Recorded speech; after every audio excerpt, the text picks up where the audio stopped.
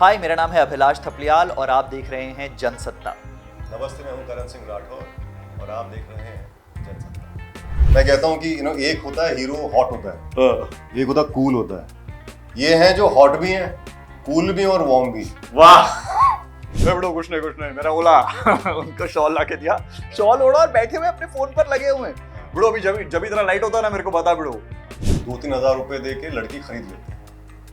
अब वो तो ये सोच के भी भेज देते हैं कि सेटल हो जाएगी, लेकिन फिर लड़की की जो जद्दोजहद है वो यहाँ शुरू होती है। तो सीधे मुझे जो बुलाया वो कान ने बुलाया है। तो मेरा पहला फिल्म फेस्टिवल जो था वो कान फिल्म फेस्टिवल था, वो सबसे खूबसूरत चीज थी। सर, सबसे पहले आप लोग दोनों को तो welcome to the Indian Express group. Thank you. और सबसे पहला करण जी, आपसे जानना चाहेंगे कि ये फिल्म ब्राइड ट्रैफिकिंग के बारे में है, तो रियल लाइफ से कितना इंस्पायर है? जो सब्जेक्ट है वो रियल लाइफ से इंस्पायर्ड है। इंटरनेट पर बहुत ज़्यादा नहीं है, वही दुर्भाग्य की बात है।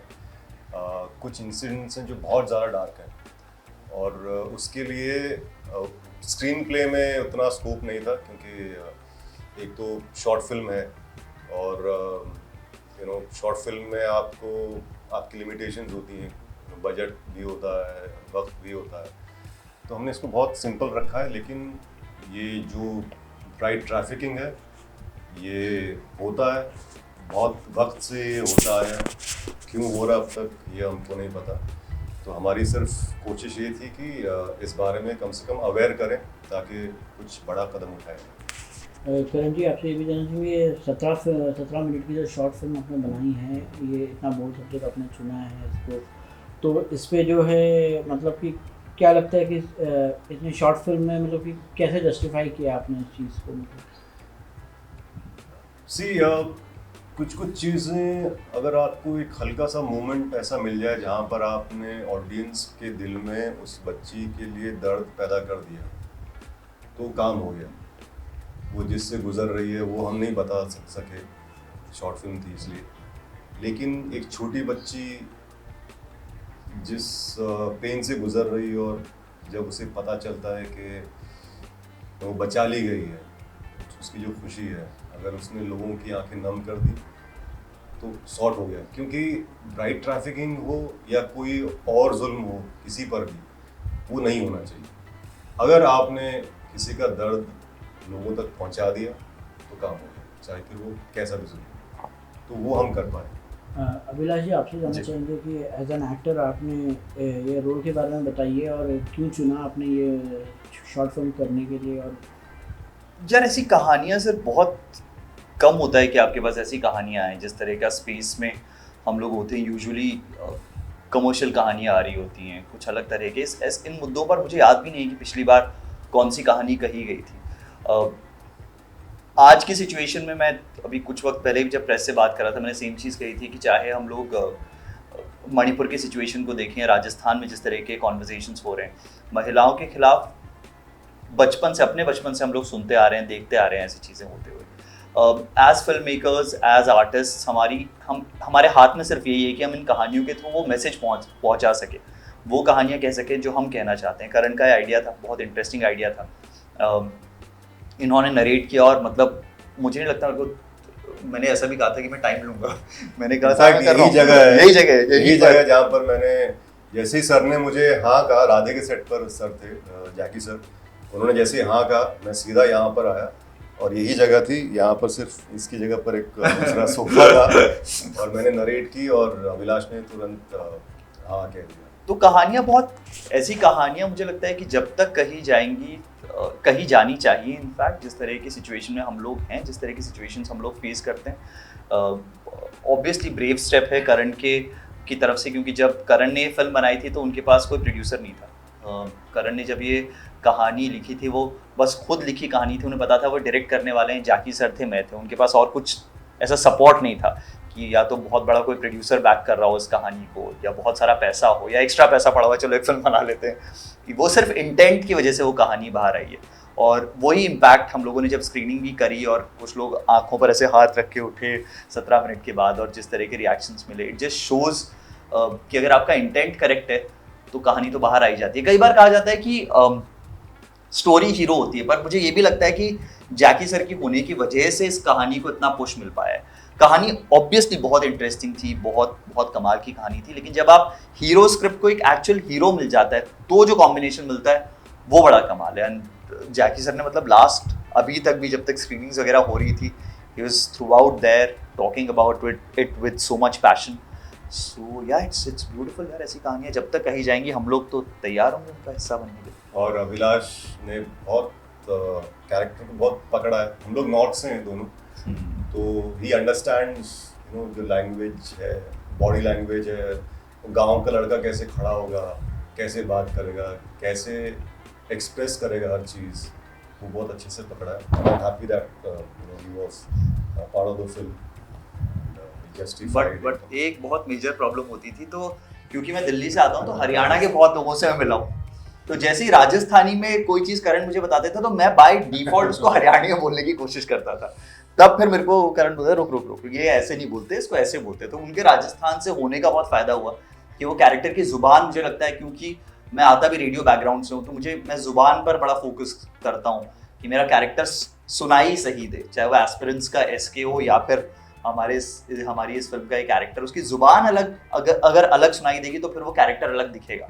तो वो राजस्थानी की हेल्प बहुत करण ने की, जुबान में बड़ी हेल्प की। करण जी, जैसा आपने कहा कि जैकी श्रॉफ भी इस फिल्म में हैं, तो ये शॉर्ट फिल्म के लिए उनको मनाना कितना मुश्किल था या कितना आसान था?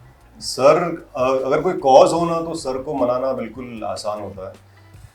और लकीली सिंस मैंने मैरी कॉम अकीरा के डायलॉग्स किए हैं, गंगूबाई और हीरा मंडी उसके एडिशनल डायलॉग्स किए, तो सर को थोड़ा भरोसा था कि सेंसिबिलिटी तो होगी, तो उस चीज़ ने मुझे बहुत हेल्प किया। और सबसे बड़ा जो हीरो था वो था कि एक कॉज के लिए और बच्चियों के लिए, वो उनको पता चला काफ़ी है, क्योंकि वो उन्होंने बहुत मुझसे पहले भी कई स्टूडेंट्स को, न्यू फिल्म मेकर्स के लिए फिल्में की हैं, जिससे पता चलता है कि वो एनकरेज करते हैं, भले ही प्रायर एक्सपीरियंस हो या नहीं हो, वो एनकरेज करने के लिए काम करते हैं। आई एम श्योर कि उनकी कहानियाँ ज़्यादा सुनी होंगी, ठीक से सुनी होगी। मुझे उन्होंने शायद मेरा क्या काम किया है मैंने वो देखा और बस हाँ कह दिया उन्होंने। बड़ी एक इंटरेस्टिंग चीज़ हुई थी, तो हम लोग सेट पर पहुंचे, पहली बार जैकी सर से हम लोग मिले, हम लोग महाराष्ट्र में ही शूट करे थे और बारिश का वक्त था, तो ट्रिकी सिचुएशन थी कि कभी बादल आ जाएंगे, एकदम से भी बारिश होगी, बाहर वाला जल्दी जल्दी खत्म करो, अंदर जाओ। तो उन्होंने मुझे देखा, बोलते बड़ो तू दूल्हा है ना बड़ो, इसका कान में किधर है? अपने कान के उन्होंने वो पहने हुए थे बुंदे बोलते उनको, उन्होंने निकाले और मुझे पहनाने शुरू कर दिए। मैंने कहा सर क्या कर रहा? बोलता है बड़ो मेरा जरूरी नहीं है, तेरा दूल्हा दिखना जरूरी है। सो वो जो वार्मथ है उनकी, वो बहुत खूबसूरत है यार जैकी सर। क्योंकि मैंने 5 दिन के अंदर फिल्म नरेशन से लेकर location searching, costume, art, camera team, technician, Lonavala में जा रहे हैं बस उसके लिए सब कुछ हमने 5 दिन के अंदर फिनिश किया। इनफैक्ट क्योंकि हमको एक फेस्टिवल में भेजना था हमको, तो म्यूजिक भी शुरू जाने से पहले कि मुझे ये गाना ये डालना है, इसको आप अरेंज कर देना, फिल्म में ये सिचुएशन है, यहाँ पे मुझे मिनिमम म्यूजिक चाहिए, ये सब करके गए थे। तो मुझे इनके लिए वो इनके छेद है नहीं कान में, तो क्लिपॉन्स चाहिए थे, वो मिल नहीं रहे मुझे। तो हमने कहा भाई अब जैसा है वैसा है दूल्हा। ओए बड़ो कैसा है बड़ो, किधर है बड़ो मेरा बनना बड़ो।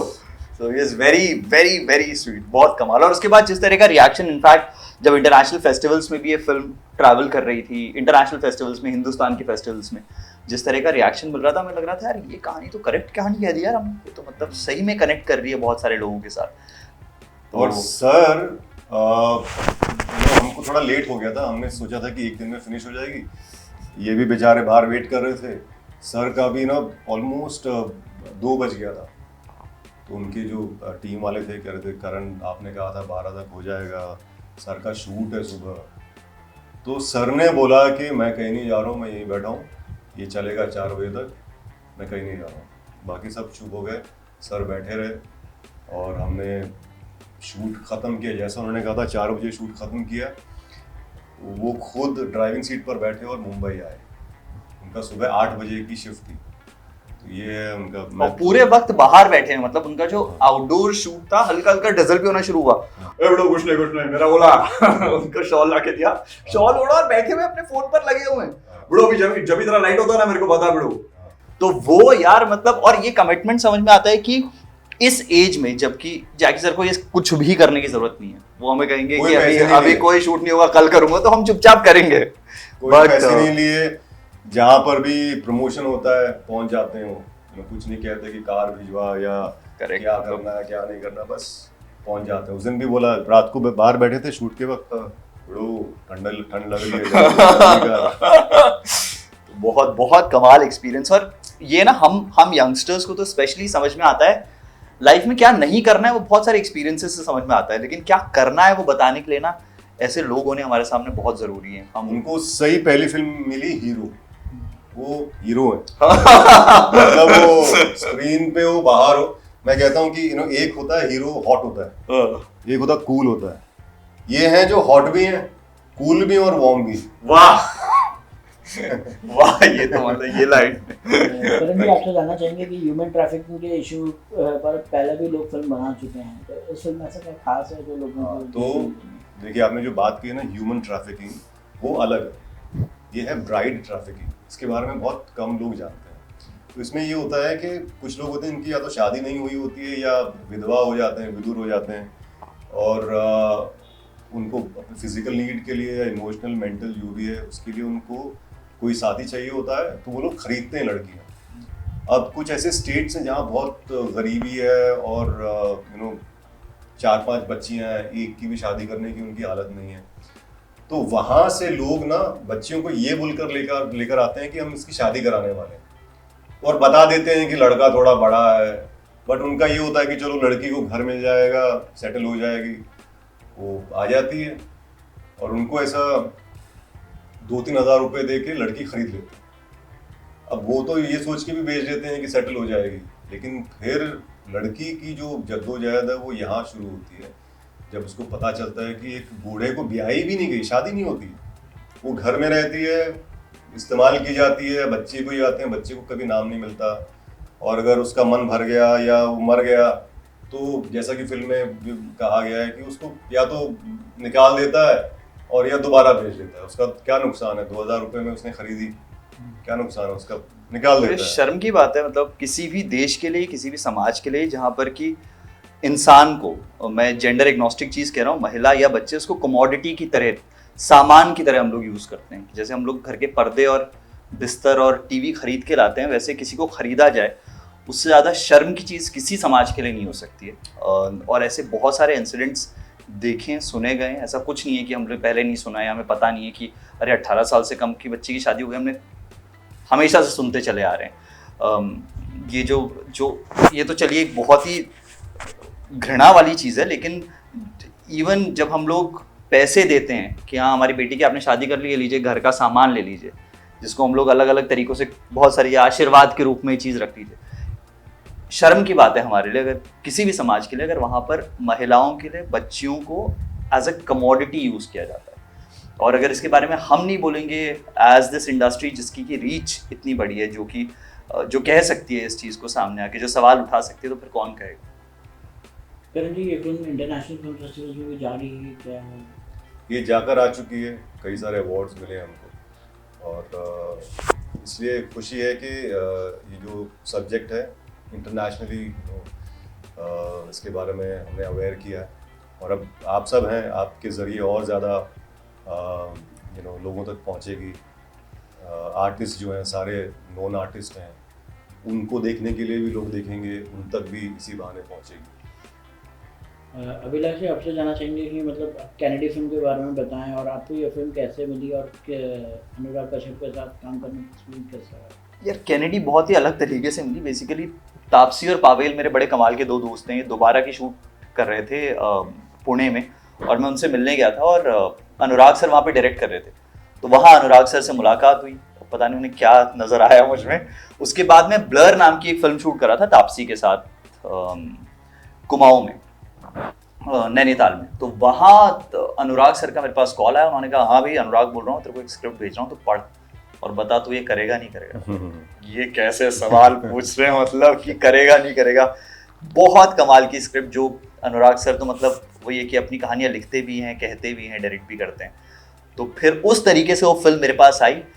फिल्म में जैसा कि मैं हूँ, जितनी मेहनत कर सकता हूँ, जितना कुछ जानता हूँ, जो भी ज़िंदगी से सीखा है उसको डालने की कोशिश की एज एन एक्टर। और पहुँच गई, कान कान पहुँचे उस फिल्म के साथ हम लोग। बहुत कमाल का एक्सपीरियंस। कोई 7.5 मिनट तक लोग तालियां बजा रहे थे। मेरे को लगा ये क्या हो रहा है भाई, 1 सेकंड के लिए ताली रुकती थी, मुझे लगता था चल बाहर चलो, फिर तालियां शुरू हो जाती थी। तो उस तरह का रिसेप्शन इंटरनेशनल प्लेटफॉर्म पर मिलना अपनी फिल्म को बहुत बड़ी बात है। और साथ में अगर अनुराग कश्यप खड़े हों तो मतलब हिम्मत और बढ़ जाती है। तो ये सारे के सारे लोग की किस्मत है, मुझे लगता है किस्मत से मिल गए, अनुराग सर लाइफ में आ गए। और एक्सपीरियंस मतलब मैं ओवर प्रिपेयर्ड था अनुराग सर के लिए, क्योंकि अनुराग सर के साथ काम करना मुझे लगता है हिंदुस्तान के हर एक एक्टर का एक सपना होता है कि यार इनके साथ तो करना है एक बार लाइफ में काम। तो आप ओवर प्रिपेयर होके आते हो, आप एक एक नुआंस पर काम कर रहे हो। तो मैं इस लाइन पर ऐसे करूँगा, तो उन्होंने कहा 1 सेकंड तो आराम से करना, मैं हूँ ना बैठा हूँ ना यहाँ पर। तो बहुत कमाल एक्सपीरियंस, बहुत ईजी इंसान, जितने गहरे हैं उतने ही सुलझे हुए इंसान। तो बहुत बहुत कमाल का एक्सपीरियंस। एक बार डांट भी दिया था उन्होंने मुझे, राहुल भाई के साथ, राहुल भट्ट के साथ ऐसी बातें कर रहा था मैं। तो तेरे को कुछ काम वाम नहीं है क्या, इसको इसके कैरेक्टर से निकाल क्यों रहा है? मैंने कहा कैरेक्टर से क्या निकाल रहा हूँ यार, मतलब बात तो करूंगा ना मैं। फिर उसके बाद राहुल भाई और मैं राहुल भाई की वैनिटी में जाके बात करते रहे, वरना अनुराग से डांटेंगे। पर हाँ, बहुत कमाल एक्सपीरियंस था। इनफैक्ट मेरी जो शॉर्ट फिल्म की जर्नी है ना, उसमें उनका बहुत बड़ा हाथ है। तो अकीरा मैंने डायलॉग्स लिखे, तो उनसे मुलाकात होती रहती थी मेरी। तो मैंने उनसे कहा कि सिंस वो भी राइटर थे फिर डायरेक्टर बने, तो मैंने कहा अनुराग भाई एक राइटर के लिए क्या सबसे अच्छा तरीका है डायरेक्टर बनने का? बोला कि शॉर्ट फिल्म बना और स्क्रिप्ट रेडी रख, बस यही। तो फिर मैंने लगे हाथ, मेरी 3-4 स्क्रिप्ट उनको सुनाई और मैंने कहा अच्छी बना। तो मैंने अपनी पहली शॉर्ट फिल्म बनाई थी, ये सेकंड थी, बट उनके कहने से मैंने प्रॉपर क्रू के साथ प्रॉपर कैमरा, अच्छा प्रोडक्शन यूनिट लेकर मैंने बनाई। तो काफी श्रेय। इनफैक्ट एक फेस्टिवल में जब हमारी फिल्म गई थी, उसमें अनुराग सर जूरी में थे, है ना? मैं देख के बड़ा एक्साइटेड हो गया, अरे हमारी फिल्म यहाँ जा रही है, अरे अनुराग सर देखेंगे, वाह वाह वाह। सर यूजुअली कहा जाता है कि अनुराग कश्यप के साथ काम करना मतलब कि कोई स्क्रिप्ट नहीं देते हैं, वो ऑन दी स्पॉट मतलब एक्टर्स को ऐसा बोलते हैं कि मतलब कि इनएक्ट करो या ये कौन सा अनुराग कश्यप है मुझे नहीं पता, मुझे तो स्क्रिप्ट आती थी, मुझे पता होता था कि क्या करना है। हाँ ऑब्वियसली वो स्कोप जो है ना टू इम्प्रोवाइज, वो ऐसा नहीं है कि अब ये शब्द है तो ये शब्द ऐसे ही जाएगा, वो नहीं है। वो सबसे खूबसूरत चीज़ है, किसी एक्टर को भी थोड़ी सी एक स्पेस मिलता है कुछ करने का, और खुद भी वो ओपन है टू आइडियाज। तो अगर आप जाके बोलोगे अच्छा ऐसा लग रहा है, ऐसा करके देखें, तो लाइक हाँ करना, देखते हैं क्या होता है। And if magic happens it happens. But ऐसा बिल्कुल नहीं कि स्क्रिप्ट नहीं होती है, स्क्रिप्ट होती है पूरी स्क्रिप्ट होती है, आपको आपके डायलॉग्स पता होते हैं क्या हैं, फिर वो उसके हिसाब से वो खेलते हैं कैरेक्टर्स के साथ। आई थिंक ऐसा सिर्फ संजय लीला जी करते हैं कि सुबह आए, तो गंगू भाई के मैंने एडिशनल डायलॉग्स लिखे थे, तो आए और हमने 2 सीन लिखे, सेम सीन के 2 वर्जन लिखे, और इनको हमने तैयारी की थी एक सीन की कि उसके हिसाब से एक्टर्स और सब तैयारी। तो अजय देवगन उनको दोनों सीन सुनाए, पहले जो हम करने वाले थे, जो बताया गया था वो सुनाया, और फिर दूसरा सुनाया। उन्होंने बोला दूसरे के लिए, बोला नाइस, इट्स नाइस। फिर सर एकदम घबरा गए, फिर हमने चेंज किया। तो ये उनके साथ होता था वही, क्योंकि वो अफोर्ड कर सकते हैं। और हर एक डायरेक्टर का अलग अप्रोच स्टाइल होता है। मतलब आप अब ये वैसी तो बैंक की जॉब नहीं है ना कि अब एंट्री करनी है तो यहाँ पर यही एंट्री होगी। हर एक का अपना तरीका, और वही इस वर्ल्ड को इतना खूबसूरत बनाता है कि जो जिस तरह से करण अपनी कहानी कहते हैं वो बिल्कुल अलग होगा, अनुराग सर जैसे कहते हैं वो अलग होगा, संजय सर जैसे कहते हैं वो अलग होगा, अश्विनी मैम जैसे कहती हैं वो अलग होगा। तो हर एक का, अमित शर्मा का अलग स्टाइल है। तो इन सब की और थैंकफुली इतनी सारी दुनियाओं को मैं देख चुका हूँ। नवदीप सर का अलग स्टाइल है, बड़े खूबसूरत है उनका स्टाइल। मतलब वो अपना जो ये ड्राइंग बोर्ड जो होता है वो भी खुद प्रिपेयर करते हैं हाथ से स्केच करके। तो वो कितना खूबसूरत है कि he knows everything about his film. जिन्होंने NH10 डायरेक्ट की थी और 6 feet under, Manorama 6 feet under की थी, उन्होंने अभी उनके साथ मैंने एक शो किया शहर लाखोट नाम का, बड़ी कमाल का उनका एक अलग ही स्टाइल है। तो हर एक डायरेक्टर की एक अलग स्टाइल है, अलग तरीका है कहानी कहने का, और वही उनको वो अलग होना ही उनको खूबसूरत बनाता है। सर कांस फिल्म फेस्टिवल में भी आप गए थे, आपका एक्सपीरियंस कैसा रहा? और यूजुअली कहा जाता है कि मतलब जो न्यू एक्टर्स रहते हैं या अपकमिंग एक्टर्स रहते हैं उनको जो है डिज़ाइनर्स मतलब कि कपड़े नहीं मिलते हैं, डिज़ाइनर्स मना कर देते हैं। जी। तो आपके साथ भी कुछ ऐसा मैं चला? बहुत सुंदर लग रहा था सर, मैं इतना सुंदर लग रहा था ना, कान में सबकी नजरें मेरे ऊपर थी। अमनदीप है, बहुत कमाल की स्टाइलिस्ट हैं, उन्होंने स्टाइल किया मुझे। खनीजो करके, मैं उत्तराखंड से हूँ तो उत्तराखंड से ही खनीजो है, उन्होंने मेरे लिए पूरे कपड़े बनाए। तो मुझे तो ऐसा बहुत टैलेंटेड और बहुत सुलझे हुए लोगों ने मेरे को कपड़े दिए, बनाए। तो मेरा तो बहुत अच्छा एक्सपीरियंस था कान का। हाँ, ये बड़ी इंटरेस्टिंग चीज़ थी कि हिंदुस्तान में कोई फिल्म फेस्टिवल मैंने आज तक अटेंड नहीं किया, मुझे किसी फिल्म फेस्टिवल ने नहीं बुलाया, तो सीधे मुझे जो बुलाया वो कान ने बुलाया। तो मेरा पहला फिल्म फेस्टिवल जो था वो कान फिल्म फेस्टिवल था, वो सबसे खूबसूरत चीज़ थी। और कपड़े वपड़े तो यार सब बहुत अच्छे थे, आप देखिएगा मेरी photos, I was looking very handsome. और मैंने तो क्योंकि यार मैं जहाँ से आता हूँ, मैं इस फिल्मी दुनिया से नहीं आता हूँ, मैं बाहर का एक लड़का हूँ, तो मेरे लिए था कि मैं अगर कान जा रहा हूँ तो मेरे साथ मेरा कल्चर जाना चाहिए। मैं उत्तराखंड से हूँ, मैंने उत्तराखंड में एक एपण आर्ट फॉर्म होती है, तो मेरे जो कपड़े थे उसमें एपण आर्ट फॉर्म था। मेरे पिताजी क्योंकि फौज से, मैं फौजी का बेटा हूँ, तो एक स्वॉर्ड थी जो कि फौज के वैलर को डिफाइन करती है, वो पहनकर मैं गया वहां पर। वहां के लोगों को, विदेशियों को बड़ा कूल लगा कि यार ये लड़का जो है आपको छोड़ दिया स्वॉर्ड के साथ? क्या तो छोटी थी ना, काट के देखो। मेरे पास बड़ी स्वॉर्ड होगी तो भी कोई डरेगा नहीं। तो बहुत इंटरेस्टिंग था वहां पर उस तरीके से जाना। तो हाँ, मेरा पहला अवार्ड फंक्शन था कान फिल्म फेस्टिवल। मेरे को तो कपड़े भी मिले अच्छे से, मैं बिल्कुल तैयार होकर भी गया, रेड कार्पेट भी वॉक किया, अनुराग सर के साथ में बैठ के फिल्म भी देखी और अपने आप को बड़े पर्दे पर भी देखा। किस किस से मिले? कोई ऐसा एक्टर या डायरेक्टर जिससे मिलने की बड़ी इच्छा थी? अनुराग सर के साथ काम करके और मिलने के बाद किसी से मिलने की इच्छा रह नहीं जाती है एक्चुअली। और ऑलरेडी उस टाइम पर यहाँ पर जो प्रोजेक्ट्स चल रहे थे वो भी इतने खूबसूरत डायरेक्टर्स के साथ थे। इतना एक्सपोजर मेरा है नहीं इंटरनेशनल सिनेमा को लेकर भी कि मेरे को पता हो, अरे यार ये sadness of triangle of sadness के डायरेक्टर हैं ये, तो मैं चेहरे से भी नहीं पहचानता हूँ बहुत लोगों को। क्या पता वो आके बोल दें आई लाइक योर फिल्म, आप बोलो हां ठीक है। भगवान ना करे कभी ऐसा इतना एम्बैरेसिंग मोमेंट हो। बट अनुराग सर थे वहां पर, वो अपने आप में बहुत सारे लोगों से उन्होंने भी मिलवाया। और ये समझ में आया कि हिंदुस्तान में इतना टैलेंट है, इतनी अच्छी कहानियां कही जा रही हैं और इंटरनेशनली उनको इतना रिस्पेक्ट मिल रहा है, वो बड़ी कमाल की फीलिंग थी। वरना हम लोग यहाँ पर यूजुअली वही पान मसाला अवार्ड फंक्शंस में बड़े बड़ी चीज़ों को देखते हैं, खूबसूरत चीज़ों को नहीं देखते। वहाँ खूबसूरत चीज़ों को देखा जाता है, तो बड़ा अच्छा एक्सपीरियंस था। सर यूजुअली कहा जाता है कि मतलब एक डायरेक्टर या एक एक्टर के लिए मतलब एंटरटेनमेंट इंडस्ट्री में कदम रखना बहुत मुश्किल का काम होता है। पहले लोग जो है NIFT और मतलब कि FTI में काम करने के बाद फिर स्ट्रगल करते थे, बट आजकल जो है एक्टर्स जो है वेब सीरीज़ की वजह से जो है सब अपकमिंग एक्टर्स आते हैं, तो आपको लगता है कहीं ना कहीं एक थोड़ा ब्रिज कम हुआ है और मतलब कि थोड़ा स्ट्रगलिंग का फेज जो रहता था एक्टर्स के लिए OTT प्लेटफॉर्म आने के उसमें जो कम है कुछ क्या है? थोड़ी राहत तो मिली है क्योंकि जगह बहुत सारी, आयाम बहुत सारे खुल गए हैं। इनफैक्ट अब तो जो नोन एक्टर्स थे या जो बेचारे निकल ही गए थे, ऑलमोस्ट एग्जिट पर थे, वो OTT पर आकर वापस बड़े हुए, फिर से फिल्में करने लगे, तो अच्छा है। लेकिन हाँ ये है कि देखिए ये शो बिजनेस या फिल्में ऐसी चीज़ है ना जिसका आप जिस किस फील्ड में आप जाओ जहाँ पर आपके रिवॉर्ड बहुत बड़े बड़े हैं, दुनिया पहचानती है, वहाँ पर ऑब्वियसली स्ट्रगल तो होगी।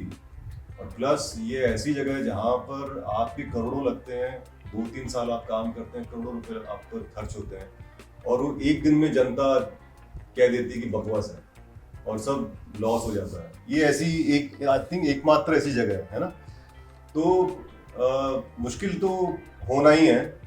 लेकिन मैं ये भी मानता हूँ कि आप लगे रहें, देर आए दुरुस्त आए। आप नवाज साहब को देखिए, कब से लगे हुए हैं, अब बने सीधा हीरो बने सीधा। हाँ, बट वो जर्नी मतलब सबकी अलग अलग है। किसी भी एक की जर्नी को हम कॉपी पेस्ट करके नहीं बोल सकते कि ये जर्नी ऐसी जर्नी होनी चाहिए। जो आपका सवाल है वो बिल्कुल सही है कि डिजिटल की वजह से एस्पेक्ट्स खुलें और ज़्यादा कहानियाँ आई हैं, तो ज़्यादा एक्टर्स चाहिए। डिजिटल पर आप सीधे परफॉर्मेंस देखते हैं, बोलते हैं अरे यार ये लड़का बढ़िया था, इसने ये कहाँ से आया, ये कौन था, इसको हम पहले क्यों नहीं जानते थे। क्योंकि जब आप फिल्म्स की बातें करते हैं तो वहाँ पे सीधे कॉमर्स है, मतलब अगर फिल्म लगी तो कितने में खुली भाई, 2 करोड़, 4 करोड़, 10 करोड़, 100 करोड़, वो सवाल आते हैं। और क्या अभी भी वेब शो के जो एक्टर्स हैं उनको देखने के लिए लोग सिनेमा हॉल जाएंगे, वो एक सवाल है। और यही कारण है कि अब वेब स्पेस में भी आप देखेंगे फिल्म एक्टर्स जब आते हैं, जैसे 10 करोड़ की अगर एक कहानी बन जाती थी, कोई फिल्म एक्टर आता है, सडनली उसका बजट उसी कहानी का 50 करोड़ बन जाता है, क्योंकि 30-40 करोड़ जो वो एक्टर अपने साथ लेकर जाता है। तो वो कमांड सिनेमा की एक अपनी फॉलोइंग हमेशा से रही है। सिनेमा के साथ कॉमर्स इन्वॉल्व रहा है, नंबर्स इन्वॉल्व रहे हैं, डिजिटल के साथ नहीं है। अगर मेरे को लेकर कोई वेब शो बनाता है तो उसके ऊपर ये प्रेशर नहीं है कि उसको 500 करोड़ रिकवर करने, उसको अच्छी कहानी कहनी है, वो जरूरी है। बाकी सब ठीक है, वो तालियां, अप्रिसिएशन, वो सब हो जाएगा।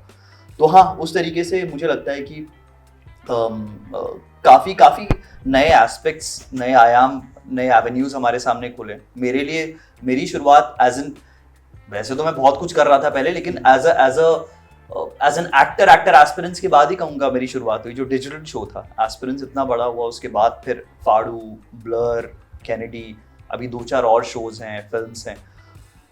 तो वैसे ही हाँ, बहुत लोगों की शुरुआत हो रही है, क्योंकि अच्छी कहानी अगर होगी तो सब कुछ सही है। कहानी अगर काम नहीं करेगी तो फिर बड़े एक्टर को ले आए, छोटे एक्टर को ले आए, अच्छे एक्टर को ले आए, खराब एक्टर को ले जाए, कुछ नहीं होगा। लास्टली क्या मैसेज देना चाहेंगे फैंस को अपने शॉर्ट फिल्म पार्ट के? मैं तो यही कहना चाहूँगा कि किसी ने यही कहा कि जिस समाज में औरत की इज्जत नहीं होती वो समाज कभी तरक्की नहीं करता। आप ये सोच लीजिए ना कि ये एग्जाम्पल मैं हमेशा देता हूँ कि हम जितने भी अवतारों को जिनको हम भगवान मानकर पूजते हैं, उनको भी एक औरत के थ्रू ही आना पड़ा, और वो कोई प्रकट नहीं हुआ, उनको औरत के थ्रू ही आना पड़ा, क्योंकि वही उनको ये दुनिया में ला सकती। हम उनकी पूजा करते हैं, लेकिन जिसने जन्म दिया उसको वैल्यू नहीं करते। एक अंग्रेजी में कहावत है कि how can you love the creator when you can't love his creation. अगर आपको मेरी फिल्म पसंद नहीं आई, मेरा काम पसंद नहीं आएगा, तो आप मुझे क्यों पसंद करेंगे? अगर आप एम.एफ. हुसैन साहब की पेंटिंग को पसंद नहीं करते तो आप उनको कैसे पसंद करते? तो औरत सबसे खूबसूरत क्रिएशन है, उसकी हमें इज्जत करनी चाहिए। इनफैक्ट सबको लगता है कि बड़ी बड़ी चीज़ें करनी है। अगर हम ऑफिस से निकल कर घर और घर से ऑफिस के बीच में अगर हमने बुरी नज़र से भी एक औरत को देखा तो वो भी जुल्म है। शुरुआत वहीं से होती है। अगर वो भी काबू में रहेगा तो बाकी चीज़ें अपने आप सॉल्व हो जाएगी। अगर वहाँ पर इज्जत है ना, उतनी वहाँ पर इज्जत कर दी तो फिर तो कुछ और कोई करेगा ही नहीं कुछ। अभिलाष क्या कहना चाहूँगा? ये मतलब एक कहानी, जैसा मैंने कहा था, एक अच्छी इंटेंट के साथ करण ने लिखी, करण ने कही ये कहानी, और हम लोगों के दिमाग में यही था कि ये कहानी जितने लोगों तक पहुंच सके उतने लोगों तक पहुंचे, और उसके लिए एक सबसे बढ़िया प्लेटफॉर्म यूट्यूब हमें नजर आया। तो हम लोगों ने ये फिल्म यूट्यूब पर डाली, क्योंकि अब पूरे अवार्ड फंक्शंस घूम चुकी है, तो हम लोग अब उसको दुनिया के सामने ला सकते हैं। पहले ये था कि जब तक यूजुअली होता है कि अवार्ड्स में जब तक फिल्म आ रही है तब तक वो जनता के बीच नहीं जा सकती। अब क्योंकि अवार्ड फंक्शंस खत्म हो गए, काफ़ी सारे आपको ऐसे सितारे नजर आएंगे उसमें लगे हुए इस फिल्म में, तो वो सारे अवार्ड्स जीत कर वो आई है। हमारे जहन में ये था कि जितने लोगों तक ये मैसेज पहुंच सके उतने लोगों तक पहुंचे। यूट्यूब पर हमने ये फिल्म डाली है, आप लोग प्लीज़ देखिए, शेयर कीजिए, जितने लोगों तक पहुंचा सकते हैं पहुंचाइए। छोटी सी कोशिश है करण की, उनकी लिखाई की, हम लोगों की दिखाई की, कि ये एक मैसेज आप तक पहुंचा सकें, और इतना ही कर सकते थे हम लोग। अब तुम्हारे हवाले वतन साथियों।